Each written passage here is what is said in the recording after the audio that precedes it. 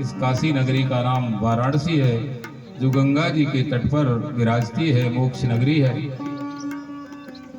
यहाँ चित्रसेन नाम का एक राजा राज्य करता है और इस नगरी में शरद चंद्र प्रतीकासा विद्वज्जन विभूषिता। इस नगरी में विद्वज्जन निवास करते हैं। यहाँ के अन्न जल का ही प्रभाव ऐसा है, यहाँ जो ब्राह्मण बालक विद्याध्ययन करता है वो विद्यावान होता है। अवश्य में वो इस राजा के राज्य में सदैव आनंद इस वाराणसी नगरी में रहा। इसी नगरी में विप्रो दीर्घ तपा नामो सर्वदा तत्र तिष्ठति। काशीपुरी के उत्तर दिग भाग में और एक मंदारक नामक वन है। तो वाराणसी के ही दीर्घ तपा नाम के एक ब्राह्मण है जो सपरिवार सकुटुंब उस मंदारक वन में तपस्या करते। इनके 5 पुत्र हैं, 4 बेटों की शादी हो गई और पति पत्नी स्वयं 10 हो गए। छोटा बेटा ऋक्षशृंग नाम का है।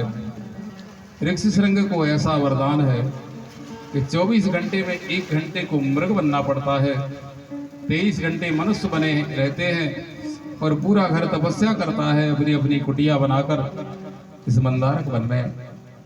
छोटे बेटे का ब्याह इसलिए नहीं हुआ क्योंकि उसको 24 घंटे में 1 घंटे को मृग बनना पड़ता हो।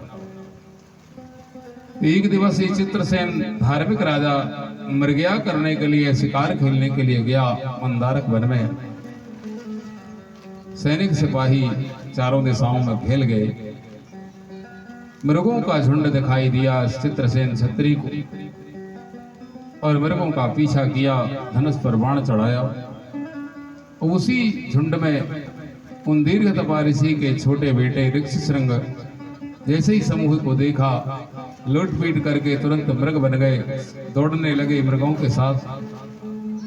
चित्रसेन छत्री ने ज्यों अपने धनुष पर बाण रख करके संधान किया, वह क्रीडान बाल मृगे सार्धम प्रत्याहंसा मुनि सुताः।